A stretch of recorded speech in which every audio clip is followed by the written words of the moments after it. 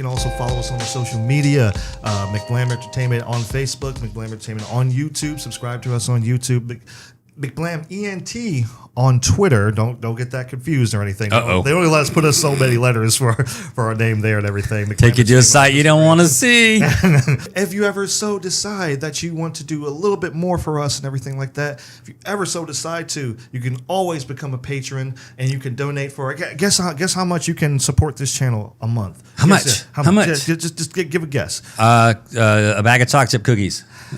Yes, fish, that will muffins. That will be accepted. All of that will be accepted. But however, well, not the fish because it'll smell in the mail. But the other stuff you could, baked goods are fun. Yes, we'll accept that. However, you can become a patron for the low price of $1 a month. $1 a month. $1? $1 a month. And you can support us. And guess what? The more people that support us for $1 a month, imagine that. So $1 a month can just help us bring more content to the wonderful viewer that is you. I mean, we're approaching the end of summer. Yes. And what happens in summertime? We got summer school. It's. Depending on your definition of fun. It could be fun or not fun. Long days, fun outside stuff. But sometimes it gets, depending where it gets hot, so you might want to go see a movie. And that's where we come into the classic summer blockbuster. And so we're talking about not blockbusters, but action movies. Action sequences. Yes. Because we could go back and forth with action movies all day, right? But we decided to make it a little bit harder when I was talking to Willie about this topic. I was like, let's pick action sequences, right? And I think all mines come from action type movies. They don't come from like science. I mean, again, they're not science. Mine are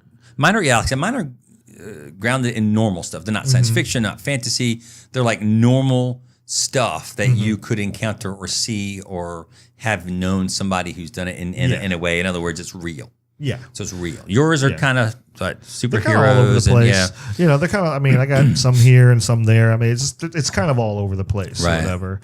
Obviously, some of mine are going to be from newer movies. Right. It's being younger, but yeah. Yeah. I went back to I think mine's my oldest one's from the 60s. I got a 60s, I got a 270s, and I got a 90s action movie.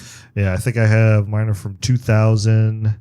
And 2000 and no. When did Reloaded? Yeah, Reloaded came out 2003. So spoiler for one of my action sequences. But we're gonna go ahead and start with number 3 spot. Now, William's not doing this in any particular order. You are. I like them for different reasons. What are we going to start with? Start with the number 3. Okay. So my number 3 pick is actually going to be, where is it? I'm going to pick the chase scene from Die Hard with a Vengeance. Good. The taxi, from the point where they have to, the scene is they have to get from one part of New York City to another, and they have to get to a particular train station. Otherwise, a bomb is going to be set off. Jeremy Irons is in this. Yes. Very Jeremy cool Irons. Actor. Oh, wow. He's great. He has a cool sounding voice. Very distinct. Like James Earl Jones, some other actors like Morgan Freeman. Very distinctive voice. Yes. Love him. He's been in such great movies. Yes. Plays a great bad guy in this, too. Yes. And the goal is they steal somebody's cab and they steal the cab driver's cab. They have to get from one end to the other. And it's technically an impossible task, right? But Bruce Willis playing John McClane. You got Samuel L. Jackson, who's also playing Jesus. Zeus. There's a joke in the movie. His name's Jesus. I'm not Puerto Rican. His name is Zeus.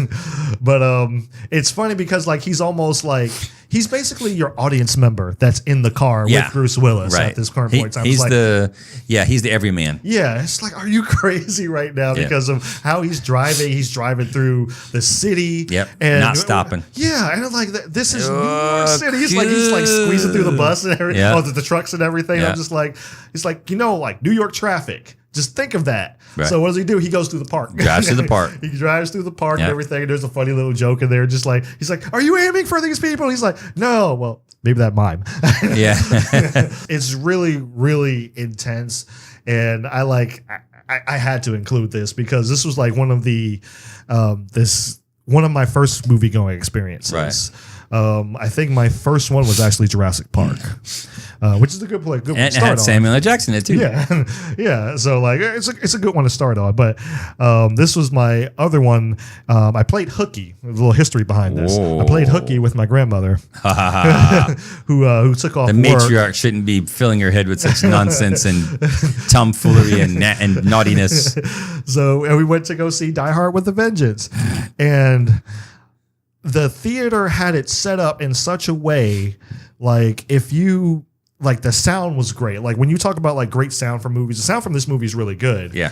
But like when you talk about great sound in theater, like the theater going experience, they had it to where like if bullets were traveling, like pew pew pew, like that, It went from they one went side. up the row. That's pretty cool. And I was like, whoa, That is You pretty were cool. really- yeah. Was this in New York? Yeah. That might be why.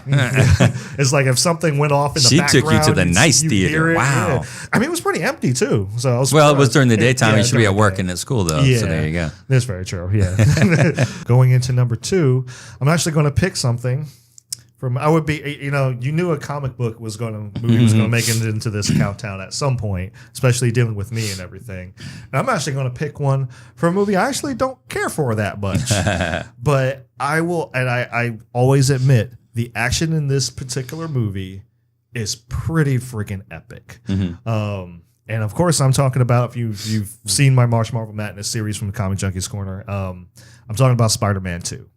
And I'm not every pretty much action sequence in this movie is pretty awesome, but we all know that really, really great scene actually came from the train sequence with the fight between Spider-Man and Dr. Octopus.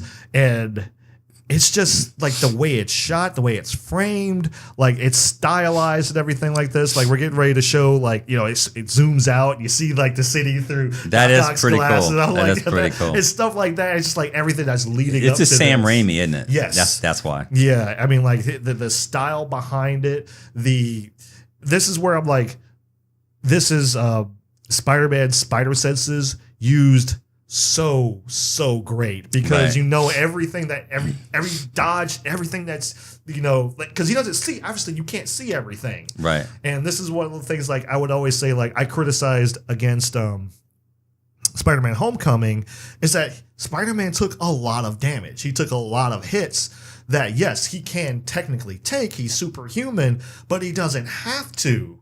It's just like stuff like this. I'm like, this is what makes the spider sense cool, is because like he can get out of the way of stuff. Yeah, he might take a hit, but he knows, look, he would know, just like, boom, all right, I can do this, and just kind of go with it. Right. And everything is just like, it's riveting from realistically from start to finish. And just like him dodging things, and I was always, every time I watch this, I'm like grinning ear to ear. And yeah, some of the CGI doesn't really hold up that much. It's really pronounced, especially nowadays in HD and everything. But in some of the wire work, you can kind of really tell. But it's just, when you're into it, it's like I said, stuff like that. You just like, you wouldn't really see that coming or anything. It's just like stuff that's coming from out of frame that you have to just deal with. Right. And it just made everything more tense for me. And I'm just like, man, this is awesome. Like I said, from start to finish, this was a really, really awesome scene. Yeah. What's your next one? It's a cool fight sequence also. It's the From Russia with Love, Sean Connery versus Robert Shaw. I think he's a assassin for Spectre. And there, and people go like, well, there's other fight scenes that are cooler, like the Mission Impossible one, the cha-cha, the whatever. And I'm like, yeah, but this one was kind of one of the first really cool fight scenes, because you know why? Again, this was this was real, close quarters. So they're not throwing each other through bathroom windows and stuff. They're throwing each other through walls on a train. You're on a train, right? You're fighting two guys who know how to fight. Again, it's not mixed martial arts, kung fu stuff, It's two guys who know a mixture of fighting styles, judo, what have you. Back then, judo would have been the thing back then. But it's a knockdown, drag out fight. Two guys fighting for their lives, flat out. That's his bottom line. It's two guys fighting for their lives. No holds barred. There's no gadgets. Not like I said with Roger Moore, you would have had little gadgets, or Pierce Brosnan would have shot him with a dart or something. No, this is just knock down, drag out. It's dirty. It's a dirty fight. That's the thing. Like I like it. It's between this one and the fight scene from They Live. Yeah, I was gonna pick that one too, but I was like, that's a dirty fight. Yeah, and both They Live and this one. There's probably, I think Sean Connery might have used, and they might have used some stunt doubles in there. But I got to be honest with you, it's hard to tell. For me, when you watch it, it's hard to tell if they use a stunt double because it's so close. Now, again, Sean Connery was already in really good shape.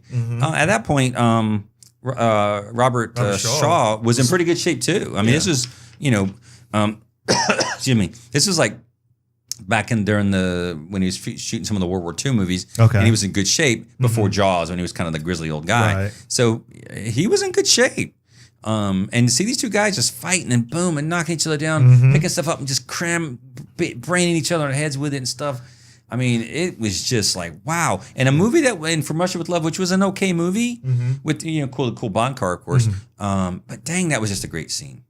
Yeah, and like I said, like it's dirty because, like, these fight scenes nowadays, they look cool. They're you can tell like a lot of it's highly choreographed and stuff, which they've tried to kind of go towards a little bit, like with using the mixed martial arts and doing different things and stuff like that. But this particular one, I remember because he was talking to me about it earlier, and I was trying to. I was like, yeah, Robert. I was like, I remember this one. Yeah, it's very memorable. If you've ever seen it, you won't forget it. It's like I said, you've seen They Live, you remember that fight scene, right? Yeah, because of how real it felt. Because of like, okay, if you're in this situation, this is something that you would probably do while you're fighting. Right. You're not, hate to say it, you're not reloading your fist. Yeah. And there's not like I said, with choreography, there's always a flurry of punches and kicks and stuff like that. This is more like, like you rush somebody, you're gonna roll around on the ground and stuff like that. Like fights don't ever play out like you see in the movie. They never do. They never do. Yeah, don't ever get fooled and try to go out and do some of this stuff because you will get knocked out or something. But like that's one of the things I really like about it too. So that's a really good pick. I really enjoyed that one. So what was your actual honorable mention? Honorable mention would be Game of Death, the Bruce Lee Kareem Abdul-Jabbar fight scene, and again. Flat out love Bruce Lee. Any of his movies with the fight scenes are great. Oh, yeah. But this one is great just because he's wearing the iconic yellow jumpsuit, right? Course. He's wearing that iconic yellow, and he comes up on Kareem Abdul-Jabbar, this like 7 foot plus tall guy, and he's like, wow, because Bruce Lee is 5'7". Yeah. It's a little tall for that, Asian, but average height. A little bit shorter than most American men. He's like sizing him up, and he's like, "Okay, I'm gonna fight." And then the first thing that happens is here it comes. Here it comes. It's gonna come. So Kareem Abdul-Jabbar is sitting back. He's like, "Whatever, I'm just gonna chill." The first thing that happens, Bruce Lee gets kicked in the chest and flies across the room. And for the rest of the fight scene, he has this like size 21 shoe. Boom! And the guy goes flying, and he has this size 21 black footprint because his feet are dirty on his chest. And the rest of the fight, it covers the whole thing, and I love that. I love it. You can see it's like, okay, and the fight scene wasn't the best choreographed because you can see Kareem is out of his league, obviously. Yes, but I can also see that when he does get his licks in and he hits because he's a 7 foot tall dude. He's hitting the 5'7", and I know Bruce Lee.